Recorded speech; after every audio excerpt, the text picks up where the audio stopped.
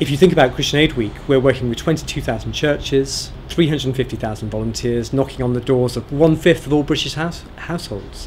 Alongside the more traditional area of aid, which is giving money to achieve a change for an individual or a small community overseas, we are a campaigning agency, and that means we're trying to do something about the structural reasons which keep people poor.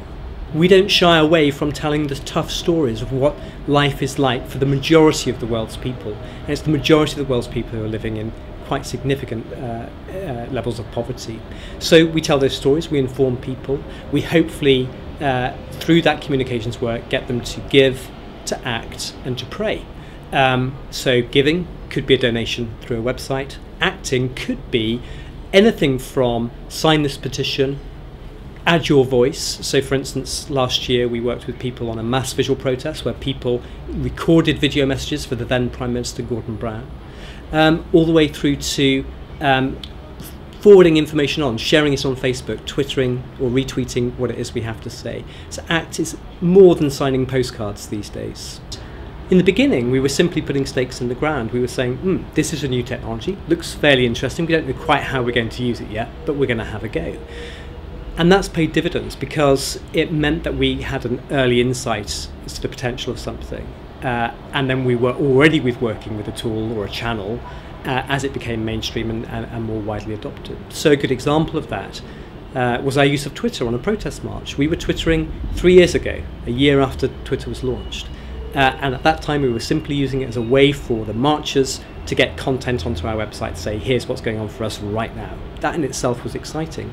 These days we've got multiple Twitter channels to meet multiple audience needs, and there's a level of interaction with Christian Aid through Twitter which we couldn't have possibly dreamed of 3 years ago. And did you find that some people in the organisation were a bit sceptical of you using these new tools? I think so. One of the biggest issues with social media is the perceived lack of control. So in the past, all of your external relations material has been funneled through one individual or one team of people. In order for social media to work, you've got to trust your staff to be as on brand as possible, and you've got to let go a little bit and accept that different people will speak in different ways, and that's what gives your social media channels a level of authenticity that simply wasn't there with the more corporate communications. There's always the pull, the gravitational pull towards, well, we need something on our website because that's where our measurements are. We need something on our corporate brochure materials because that's what we measure. So often the gravitational pull of being centrist and saying we've got to do it this way is because you've actually got the wrong metrics in place. So review your metrics, change how you're working with people, and that will drive new ways of working. We have church ministers and Christian Aid Week organisers who've been with us for a long time tweeting and resharing blog content. So, it's not just about the micro updates that you see on Facebook and Twitter. It's also about how people use your content and repurpose it to tell your message, and I think that's one of the most interesting things as we go forward over the next few years. So you're building essentially an online community of people who are responding to you on a daily basis. Beginning to, and it's about engagement. And what I mean by that is if we were to have 1,000 page views of our website, we wouldn't be that bothered about that. That's quite a low number. However, if you've got 1,000 people who are listening to a 10-minute podcast, or 1,000 bloggers who are taking what you've got to say and repurposing it within their own messages, that's a level of engagement which is extremely high and very valuable to you. Those people are retweeting, respreading our message. They are brand ambassadors for Christian Aid. Christian Aid has a YouTube channel. There's quite a number of videos on there. Why do you use video, particularly as a communications tool? The advantage of embedding YouTube videos in our site is that the site has got a playback mechanism which everyone's familiar with. Somebody else is hosting that video content, but more importantly, we're getting content out to where people are. So they don't have to come to the Christian Aid website in order to see a Christian Aid video. They may actually see that Christian Aid video through YouTube, through Blip TV, in the very near future through iTunes. And it's all about going to people with your stuff where they are at, not where you are at. Can I ask about the thinking behind using video in the first place? Because of course video is very expensive, or it used to be at least very expensive to produce. It's quite time consuming to edit, so a lot of work has to go into producing even a 5 or 10 minute video. Was it worth the investment in doing that, and why? We made an initial very high investment in video. And at that time we saw it from the perspective of being able to resell our material to broadcasters to get them to place Christian Aid messages. As social media came into being, then we did start to have another look at video and how might we tell complex stories in an interesting way. And it's so much easier to understand a story through audio or through video or through the mix, which is an audio slideshow, than it is to read something on the page. So for getting our message across, it's very powerful. The ability for that content to be used in other contexts is very powerful. And the proof is there for us. Just last week we were looking at the outbound emails that come from Christian Aid, where we're talking directly to supporters. And of course we've got that tracking on the email that tells us who's clicked on what within an email. When an email contains video, it has the highest number of clicks from users than any other piece of content we provide them with. Video is absolutely worth the investment, and given current trends we think it's worth the continued investment. And do you have your own in-house team who shoot and edit video for you? When we think about video, we need to think about it in two ways. We need to think about acquisition, the taking of the footage, and we need to think about editing. Now, with the onset of HD cameras, fairly cheap digital cameras, acquisition in many cases can be quite cheap. So for instance, we've got some live projects this year where the people who are living in the poorest poorest countries have got a couple of flip cams, which are £80 each.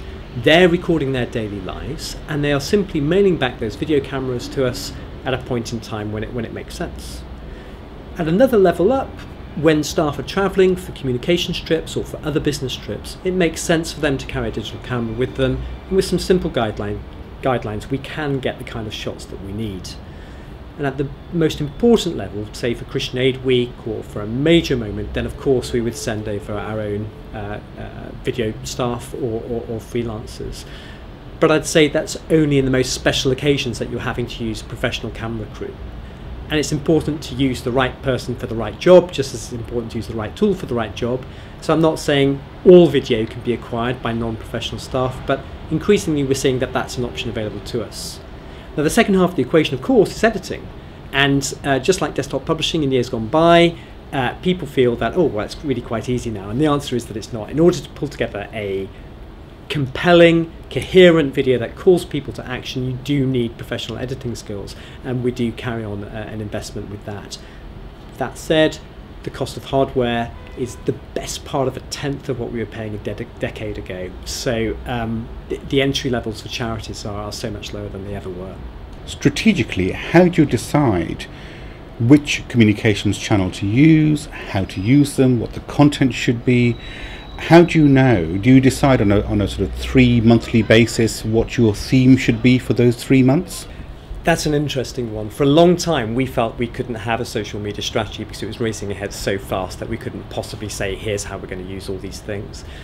That's different to a content strategy, of course, where you're saying, here's which channel are we going to use for what purpose. And I think one of the mistakes people make is to say, I want to replicate the content I've got on this channel on that channel. And what we're saying is that you actually use different channels for different purposes. I wouldn't say we're quite there yet with a brilliantly proactive weekly plan of what's going where, but we're moving towards that right now.